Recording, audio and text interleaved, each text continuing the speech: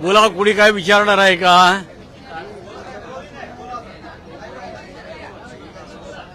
अरे मी आतापर्यंत 20 लोकांना या ठिकाणी मुलाखत दिलेली आहे. सर, ज्योती वाघमारे यांना राज्यसभेसाठी नाही, माझ्यापुढे हा प्रश्न आहे, अगदी स्पष्टपणाने बोलतो. प्रत्येक गोष्टीचा मीडियाने विपर्यास करू नये. मी उलट बोलतोय की माझी कुठल्या प्रकारची नाराजी नाही. याचं कारण माझ्या नेतृत्वाने जे काही या ठिकाणी निर्णय दिलेला आहे, उमेदवारी दिलेली आहे, ती आम्हाला स्वीकारावी लागेल. हे माझं स्पष्ट मत आहे. त्यामुळे तिथं नाराजी त्याला दिली आणि मला का नाही दिली ही नाराजी नाही आहे. आतापर्यंत मी घडलेल्या घटना मात्र लोकांनी विचारल्या, त्याची उत्तरं दिलेली आहेत. कारण मागच्या लोकसभेला 24 मार्चला माननीय अमित शहानी मला दिल्लीला बोलवलं. त्या ठिकाणी तत्कालीन आमचे मुख्यमंत्री शिंदेसाहेब होते, उपमुख्यमंत्री देवेंद्र फडणवीस होते, सन्मान्य बावनकुळे साहेब होते. आणि आम्हाला त्या ठिकाणी सांगितलं की अमरावतीची जागा ह्यावेळेला तुम्ही लढू नये, ती आम्हाला हवी आहे, समजा भाजपला हवी आहे.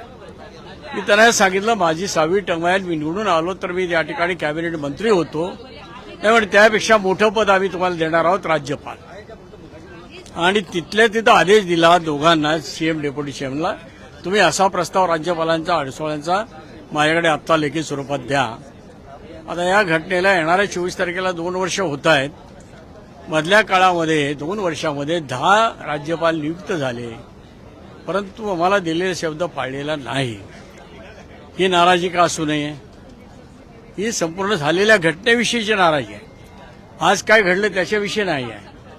आमच्या नेत्यांनी घेतला निर्णय, ज्योती वाघमारेंना त्या ठिकाणी राज्यसभेची उमेदवारी दिली. त्यांनी घेतलेला निर्णय आम्ही स्वीकारलेला आहे. आमची नाराजी असायचा काही गरज नाही. पण आम्हाला डावललं गेलं जाणीवपूर्वक, हा विषय आहे ना. नाही, अंधारात वगैरे नाही आहे. मी सातत्याने संपर्कामध्ये शिंदे साहेबांच्या आहे.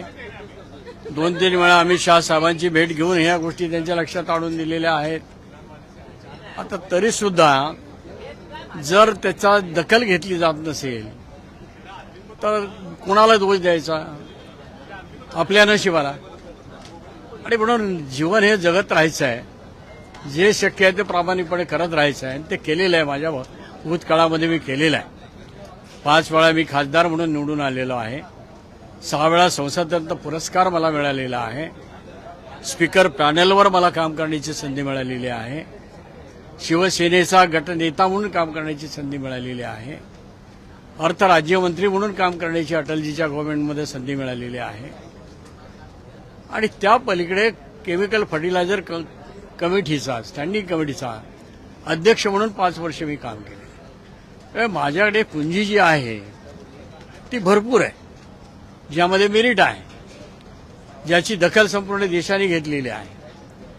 आता ज्या लोकांनी दखल घ्यायला पाहिजे आणि घेतली नसेल तर कुणाला दोष द्यायचा, कशा करता द्यायचा?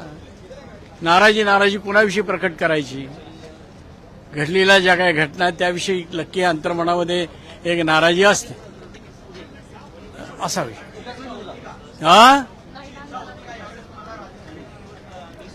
इथं जे तुमच्या समोर जे उभं आहे आणि तुम्ही मला जे बोलवलेले आहेत, मला उगीच बोलवलं तुम्ही? अनेक वेळा येतो इथं. आज एक प्रसंग लक्षामध्ये घेऊन तुम्ही मला बोलवलं ना. इच्छा होती का म्हणजे काय? का असू नये? कुठं आम्ही कमी पडतो? दिलेल्या शब्दाचा प्रश्न आहे ना. त्यामुळे इच्छा असण्या नसण्याचा काय संबंध येतो? असलीच पाहिजे आणि ती मेरिटवरची आहे. ओके, धन्यवाद.